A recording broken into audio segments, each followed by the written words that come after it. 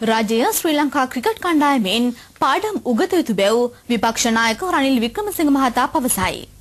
පරාජයක් වූ විට ඉල්ලාස් වී නායකත්වයේ සුදුසු අයෙකුට ලබා දිය යුතු බැව් එක්සත් ජාතික පක්ෂයේ නිල වෙබ් අඩවිය විවෘත කරමින් විපක්ෂ නායකවරයා ඊයේ පවසා සිටියේය. එසේ පරාජය වූ විට ඉල්ලාස් වීමක් කළ යුතු නම් මුලින්ම ඉල්ලාස් විය යුත්තේ විපක්ෂ නායකවරයා බැව් අමාත්‍ය රාජිත සේනාරත්න මහතා පෙන්වා දෙයි.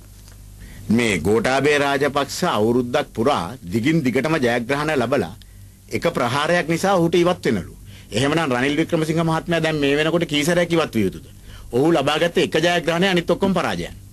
එතකොට මෙවැනි පරාජිත නායකයෙක් මෙවැනි ජයග්‍රාහී පුද්ගලයෙක්ගේ එක පසුබැසීමකට එරෙහිව කතා කරනවා නම් ඔහුට තියෙන මේ දේශපාලන සදාචාරය කුමක්ද ඔහුට කතා කරන්නට?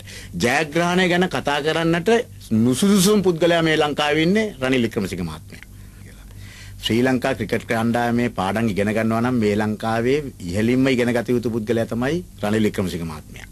එතුමාට විතර ඕකෙන් පාඩම් ඉගෙන ගන්න කවුරුවක්වත් නැහැ. මම කියනවා එතුමාට ශ්‍රී ලංකා ක්‍රිකට් කණ්ඩායමේ කියන්නේ දිගින් දිගටම ජයග්‍රහණය ලැබපු නායකත්වයෙන් යුත් කණ්ඩායමක්.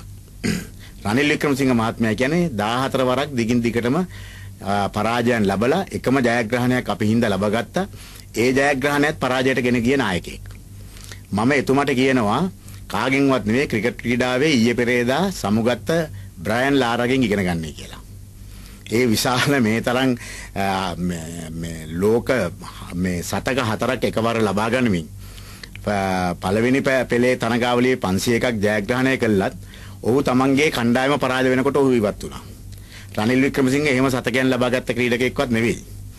දෙවෙනි එක මං කියනවා ලාරගෙන් ඉගෙන ගන්න බැරි නම් සනත් ජයසූරියගෙන් ඉගෙන ගන්න.